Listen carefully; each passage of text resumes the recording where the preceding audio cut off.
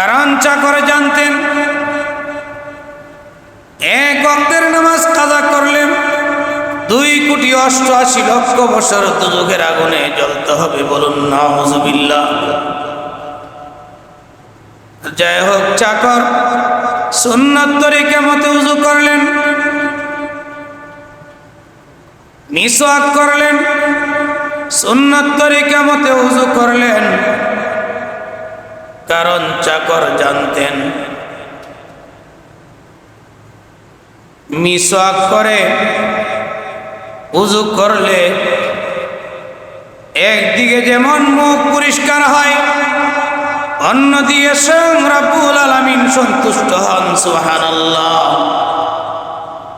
স্বামীর মধ্যে লিখেছেন যারা সব সময় মিসওয়াক করবে, ওয়া আলাহা তাযকিরুশ শাহাদাতাইনি ইনদাল মাউত, যারা সব সময় মিসওয়াক করবে এই মিসওয়াকের বদৌলতে তার মরণের সময় কালিমা নসিব হবে। সুবহানাল্লাহ। মিসওয়াকের বড় উপকার। মিসওয়াক কিভাবে ধরতে হবে তাও কিতাবের মধ্যে আছে। হাদিসের কিতাবে ইস্তেমালুল মিসওয়াকিল মাসনুন, আর একটা হলো সুন্নাতুস সিওয়াক। এই যে দেখেন মিসওয়াক ধরার পদ্ধতি, বৃদ্ধাঙ্গুলি আর ছোট আঙ্গুলি থাকবে মিসওয়াকের নিচে, আর মাঝখানের 3 আঙ্গুল থাকবে মিসওয়াকের উপরে। এরপরে ডান দিক থেকে উপরের দাঁত, এরপর বাম দিকের উপরে, এরপর ডান দিকের নিচে, বাম দিকের নিচে, এরকম ভাবে ভিতরে, ডান দিকের উপরের নিচে ভিতরে, আবার বাম দিকের ভিতরে, আবার নিচে ভিতরে, বাম দিকের ভিতরে। এরকম ভাবে যদি মিসওয়াক করে সব সময়, তার উপকার কি? মরণের সময় তার কালিমা নসিব হবে। সুবহানাল্লাহ। আমলটা ছোট, ফজিলত অনেক বেশি। যাই হোক, বলতেছিলাম ওই চাকর সুন্নত তরিকা মতে উযু করলেন, জামাতের সহিত মাগরিবের নামাজ আদায় করলেন, 2 রাকাত সুন্নাত নামাজ আদায় করলেন। অতঃপর 2 রাকাত করে 6 রাকাত আওয়াবিন নামাজ পড়ার নিয়ত করলেন।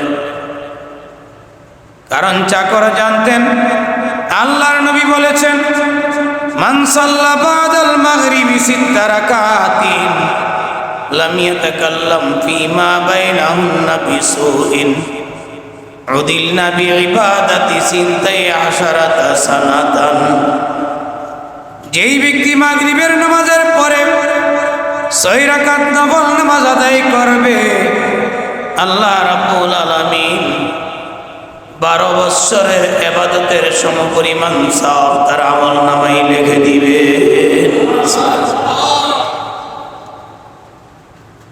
ফুকাহায়ে কেরাম লিখেছেন,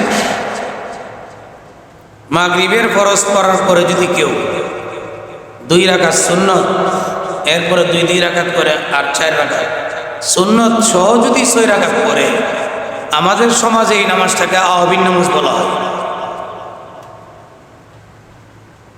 2 রাকাত সুন্নত সহ যদি 6 রাকাত নামাজ পড়ে, তার আমল নামাই আল্লাহ তাআলা 12 বৎসরের ইবাদতের সওয়াব দান করবেন। ওই চাকর 2 রাকাত করে নফল নামাজ পড়তে শুরু করে দিলেন। বাহির থেকে মুনিব ডাকতেছে, রে মসজিদ থেকে বের হস না কেন, মসজিদ থেকে বের হস না কেন? চাকরের পক্ষ থেকে কোনো উত্তর নাই। নামাজ শেষ করার পরে যখন ডাকতেছিল, এর মসজিদ থেকে বের হস না কেন, মসজিদ থেকে বের হস না কেন? চাকর উত্তর দিলেন, আমাকে মসজিদ থেকে বের হইতে দিতেছেন না। সুবহানাল্লাহ। মুনিব বলতেছে, তোর কে মসজিদ থেকে বের হইতে দিতেছেন না? চাকর উত্তর দিলেন, যেই সত্তা, যে রব্বুল আলামিন তোমার মতো কোটিপতিকে মসজিদের ভিতরে ঢুকতে দিতেছেন না, সেই সত্তা, সেই রব্বুল আলামিন আমার মতো চাকরকে মসজিদ থেকে বের হইতে দিতেছেন না। সুবহানাল্লাহ। এই জন্য হাকিমুল ইসলাম কারি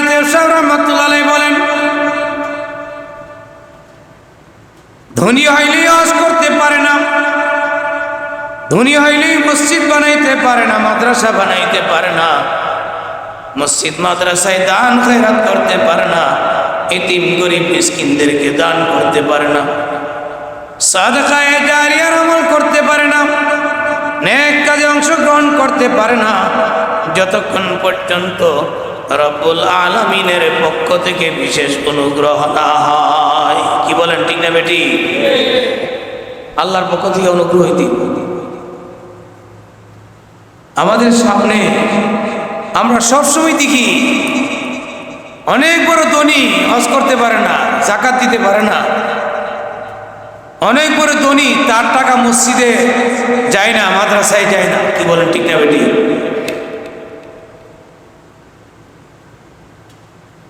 এই জন্য আল্লাহ রাব্বুল আলামিনের শুকরিয়া, কৃতজ্ঞতা প্রকাশ করা উচিত যে আল্লাহ তাআলা আমাদেরকে আল্লাহর হুকুম মাগরিবের নামাজ পড়ার পরে দুনিয়ার সবচেয়ে বড় উত্তম জায়গা মসজিদ, ওইখানে বসে কোরআন হাদিসের আলোচনা শোনার আল্লাহ ব্যবস্থা করে দিয়েছেন। আবারও বলি আলহামদুলিল্লাহ। এখানে অনেক উলামায়ে কেরাম আসছেন, সকলের মুখ থেকে আলোচনা শুনবেন। আমরা এশার নামাজও পড়বো ইনশাল্লাহ জামাতে। মাগরিবের নামাজ পড়েছি, এশারের নামাজ পড়ব। আল্লাহর নবী বলেন, এশারের নামাজ জামাতে পড়ে যদি ঘুমিয়ে থাকে তাহলে সে অর্ধেক রাত্র ইবাদত করার সওয়াব পাবে। সুবহানাল্লাহ। আর ফজরের নামাজ যদি আবার জামাতে পড়তে পারে, ঘুমায় ঘুমায় সে পুরা রাত্র যেন আল্লাহর ইবাদত করবে। সুবহানাল্লাহ। আল্লাহ তো আমরা বানাইছেন ইবাদত করার জন্য। কি বলেন, ঠিক না বেটি? আল্লাহ কিসের জন্য আমাদেরকে সৃষ্টি করেছেন? ইবাদতের জন্য। কিসের জন্য বানাইছেন? ইবাদতের জন্য। মা খালাকাতুল জিন্না ওয়াল ইনসা ফাখা জুজ ইবাদত নিস্তে মাকসুদ আল জাহা। আল্লাহ বলেন, মা খালাকাতুল জিন্না ওয়াল ইনসা ইল্লা লিয়াবুদুন। কবির ভাষায় ব্যাখ্যা করেছেন, মা খালাকাতুল জিন্না ওয়াল ইনসা ফাখা জুজ ইবাদত নিস্তে মাকসুদ আল জাহা। আল্লাহ ইবাদতের জন্য বানাইছেন। আমরা আমাদের স্বার্থ এই সমর্থ অনুযায়ী আমরা ইবাদত করব, আল্লাহর বন্দিগি করব, কিন্তু বন্দিগি করার জন্য পূর্ব শর্ত হইল ইলম। ইলম লাগবে। কেমনে আমরা বন্দিগি করব, কিভাবে আমাদের জিন্দেগিটা বন্দিগি হবে, এর জন্য কি লাগবে? ইলম লাগবে। দ্বীনের ইলম শিখতে হবে। আমরা কিভাবে নামাজ পড়ব? নামাজ না শিখা নামাজ পড়তে পারবো? কি বলেন, নামাজ না পড়ে নামাজ পড়তে পারবো? নামাজ না পড়ে কিন্তু নামাজ পড়তে পারবো। নামাজ পড়তে হইলে তার ফরজ ওয়াজিব জানতে হইব। কমপক্ষে 5টি সূরা সহি শুদ্ধভাবে শিখতে হবে। আলহামদু সূরা, সূরাতুল ফাতিহা তো আছেই, এরপর আরো 4টি সূরা। কি বলেন? 4 রাকাত সুন্নত নামাজে 4টি সূরা লাগেনি? আর আলহামদু সূরা প্রত্যেকটা রাকাতে লাগেনি? নামাজ হইব? মৌলানারা কি বলেন? আরে আল্লাহ, নাটার রসুল চলে আসছেন, বলতে পারতেছি না।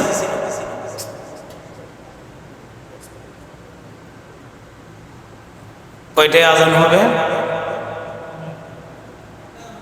ও আচ্ছা।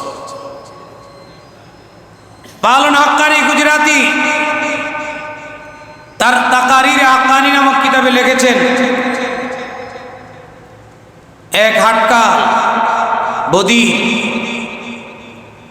যে কানে খুব বেশি শুনে। কি বলেন, কানে বেশি শুনে না হাটকাল কম শুনে? সবাই বলেন, হাটকাল কি কম শুনে না বেশি শুনে? কম শুনে। তার পাশে এক জমিদার অসুস্থ হয়েছে, দেখতে যাবে। অসুস্থ জমিদারকে দেখতে যাবে, যাওয়ার আগে কয়েকটা প্রশ্ন উত্তর তৈরি করছেন। এক নম্বর প্রশ্ন হইল জমিদারকে গিয়ে সালাম দিবেন, জমিদার উত্তর দিবে। দ্বিতীয় প্রশ্ন করবে আপনি কেমন আছেন, সে বলবে আলহামদুলিল্লাহ। তৃতীয় প্রশ্ন আপনি কি খাইতেছেন, বড় লোক ভালো খাবারের কথা বলবে।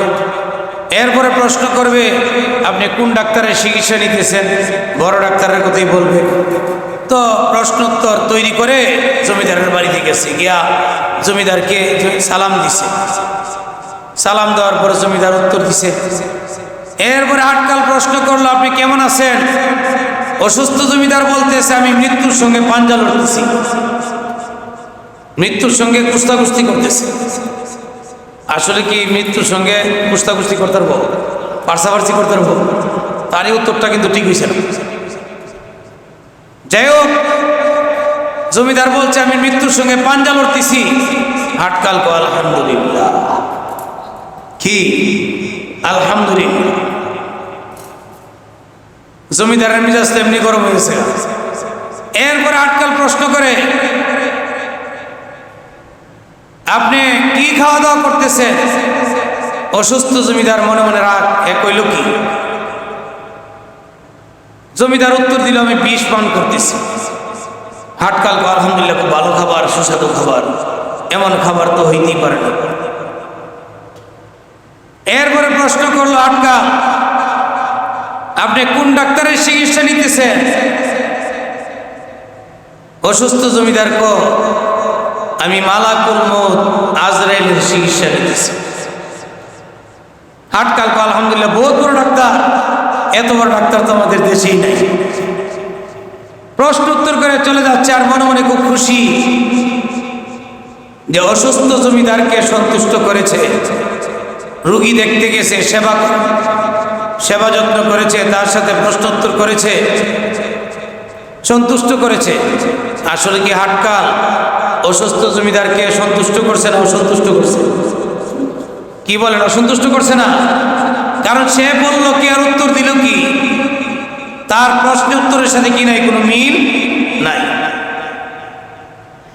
বুখারী শরীফের হাদিস, আল্লাহর নবী বলেন নামাজি যখন নামাজে দাঁড়ায় তার প্রভুর সঙ্গে কথাবার্তা বলে। কি বলেন, ঠিক না বেটি? এক হাদিসে আসছে নামাজি যখন পড়ে আলহামদুলিল্লাহি রাব্বিল আলামিন, আল্লাহ উত্তর দেন হামিদানি আবিদি। বান্দা বলে সমস্ত প্রশংসা আমার প্রভুর জন্য। আল্লাহ বলেন আমার বান্দা আমার প্রশংসা করেছে, বলুন সুবহানাল্লাহ। অনেক লম্বা হাদিস। বান্দার সাথে আল্লাহ কথাবার্তা হয়, কথোপকথন হয়। এখন যদি আপনি আমি আলহামদুর জাগাত আলহামদু কই, হার জাগাত হা কই, আল্লাহ সন্তুষ্ট হইব না অসন্তুষ্ট হইব? অসন্তুষ্ট হবে। কারণ আল্লাহর সাথে আমার কথাবার্তা হইতেছে, আমি কি পড়তেছি, কি বলতেছি, আল্লাহ কি উত্তর দিতেছেন। এই জন্য ইবাদত করতে হইলে, নামাজ পড়তে হইলে, ওযু করতে হইলে, হজ করতে হইলে, যাকাত দিতে হইলে আপনি আমাকে আগে এলেম লাগবে। কি বলেন? এলেম লাগবে, জানতে হইব। প্রয়োজন মাফিক ইলমি দ্বীন শিখতে হবে। আর ইলমি দ্বীন শিক্ষা দেওয়া হয় কোথায়? কওমি মাদ্রাসায়। কি বলেন, ঠিক না বেটি? মাদ্রাসাগুলোতে। এই যে মাওলানা জয়নুল আবেদিন রহমাতুল্লাহি আলাইহি উলুমে শরিয়া, অন্তঃসুরগুলো উলুমে শরিয়া মাদ্রাসা প্রতিষ্ঠা করে গেছেন। এটা এমন একটা প্রতিষ্ঠান যেখানে কোরআন হাদিস শিক্ষা দেওয়া হয়, যেখানে নামাজ শিক্ষা দেওয়া হয়, যেখানে জানাজা শিক্ষা দেওয়া হয়, যেখানে জুমার নামাজ শিক্ষা দেওয়া হয়, ঈদের নামাজ শিক্ষা দেওয়া হয়, যেখানে দ্বীন শিক্ষা দেওয়া হয়, প্রকৃত মানুষ তৈরি করা হয়, আল্লাহওয়ালা তৈরি করা হয়। কি বলেন, ঠিক না বেটি? এখানে অনেক উলামায়ে কেরাম আছে যারা এই মাদ্রাসার ছাত্র, অনেক উলামা একরাম আছে যারা উত্তরসূরি উলুমে শরিয়ার ছাত্র, মাওলানা জাইনুল আবেদিন বাকেলি সাহেবের ছাত্র, তারা আজকে দেশ বিদেশে ওয়াজ করে। কি বলেন বলেন, ঠিক নেই? অনেক উলামা একরাম ছাত্র। এই জন্যে নিজের ছেলে মেয়েদেরকে আলেম আলেমা বানাইবেন, হাফেজ হাফেজা বানাইবেন, উলামায়ে কেরামদেরকে সম্মান করবেন, উলামায়ে কেরামদের খেদমত করবেন, উলামায়ে কেরামদের কথা শুনবেন, তাদের কথা অনুযায়ী জীবন পরিচালনা করবেন, মুক্তি পাবেন। অনেক উলামায়ে কেরাম আছেন। এই জন্যে আমি আমার কথা লম্বা করতে চাই না। উলামায়ে কেরামের মহব্বতের দ্বারা, ওনাদের কথাবার্তা শোনার দ্বারা আল্লাহ তাআলা আমাদের জীবনের মধ্যে সফলতা দান করবেন। নিজের ছেলে মেয়েরা আলেম আলেমও হইতে পারবে। আল্লাহ নবী বলেছেন, আলেম হও অথবা আলেমের ছাত্র হও, অথবা আলেমের কথা শুনো বা আলেমকে মহব্বত করো। 4 শ্রেণীর অন্তর্ভুক্ত হয়ে এরপরে যায় না, ধ্বংস হয়ে যাবে। এই জন্যে আল্লাহ রাব্বুল আলামিন আমাদেরকে নিজের ছেলে মেয়েদেরকে আলেম আলেমা হাফেজ হাফেজা বানানোর তৌফিক দান করুক। সকলে বলুন আমিন। আলেমদেরকে মহব্বত করার, আলেমদের কথা অনুযায়ী জীবন পরিচালনা করার তৌফিক দান করুক। সকলে বলুন আমিন। ওয়া আখিরু দাওয়ানা আলহামদুলিল্লাহি।